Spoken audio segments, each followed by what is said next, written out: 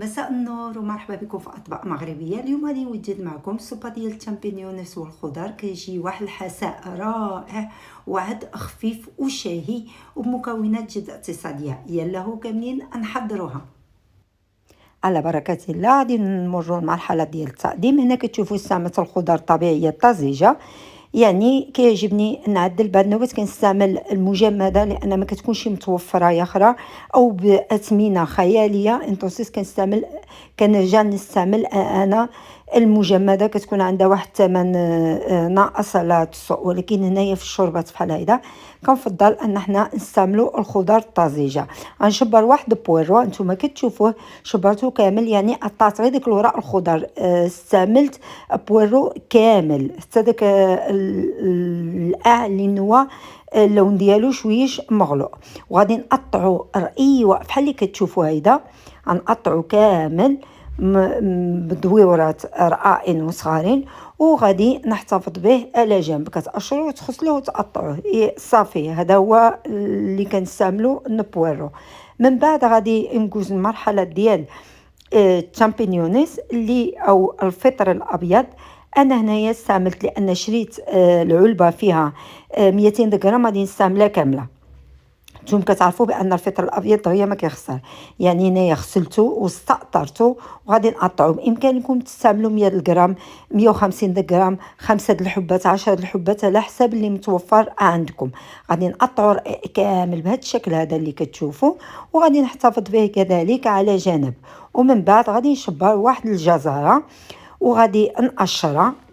قشروها مزيان، كتغسلها، وعوض ما غادي نقطع طريطفات صغارين. كاين بعض النوبات الاطفال ما كتعجبهمش ياكلوا الخضره هيداك مقطعه في السوبه ولا في الماكله ولا في هذا، يعني غادي نحكها باش كتجي في نفس الوقت كتخطر لي السوبه ديالي، وكذلك كطيب دغيا وما كتبانش بزاف. غادي نحكها في هكاكا غليطه ونعملها على جنب. غنشبر واحد الطنجره نعمل فيها زيت الزيتون، تقريبا 3 مغارف ديال زيت الزيتون، وغادي نعمل داك بويرو اللي قطعت قبل وغادي نخليه يتشحر شديتو حتى كيتشحر. النار كتكون متوسطه بحال اللي كنطيبوا فيها عاديه. ومن بعد كنزيد ديك الجزره اللي عندي محكوكه، غادي نضيفها وغادي نخلط كلشي. هنايا انا الثوم دائما ملي كنشريه كنقشرو وكنطقطقو ستيتو وكنعملو فردومه ونضيف عليه زيت الزيتون. كنعملوه في الثلاجه، ملي كنستعملوه كنهز منه وننزلو. هنايا 2 دريسات ديال الثوم، يا تحكوهم يا تطقطقوهم ستيتوين. وغادي نضيف كذلك اللوريل والملح، ورق سيدنا موسى او ورق الغار والملح.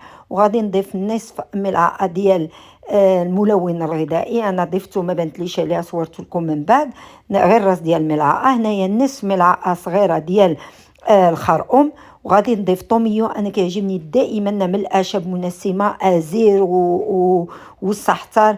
وغادي نضيف كذلك نصف ملعقه ديال سكينجبير ونصف ملعقه ديال الابزار او الفلفل الاسود.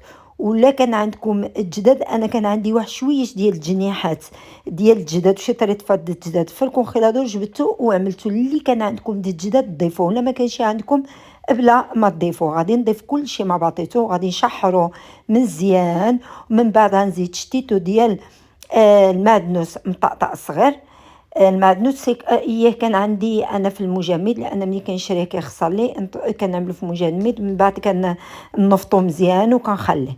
هنا بعد ما شحرت كلشي مع بعضيته غادي نضيف الشامبينيونيس او الفطر الابيض اللي كيطيب دغيا، وغادي نشحر كلشي مزيان مع بعضيته حتى كتتجانس لي المواد كامله، وكتشبر المضغ ديال العطريه معها. وكنشوف بان دابا خصني نضيف المرق او الماء. انا في هذه الحاله ضفت لتر ونصف من الماء. لا بونو، انا كنستعمل الماء دردومه. استعملوا الماء اللي عندكم كتستعملوا في الدار العادي، لتر ونصف من الماء. غادي تضيفوه في الطنجره. ملي كتشحر لكم الخضر ديالكم كاملين غادي تضيفوه فوق منا. ومن بعد ضفت 2 ديال الحبات ديال الكنور او الضامه ديال البنه، لان انا ما كانش عندي متوفر في الدار مرق الدجاج. الا كان عندك متوفر مرق الدجاج اللي كنعدلوه غير بالعطمين ديال الجداد وبصله وجاده وطوماطيشه صحيحه وكنغليوهم مزيان ومن بعد كنسطروهم، هذا كان هو مرق ديال الدجاج.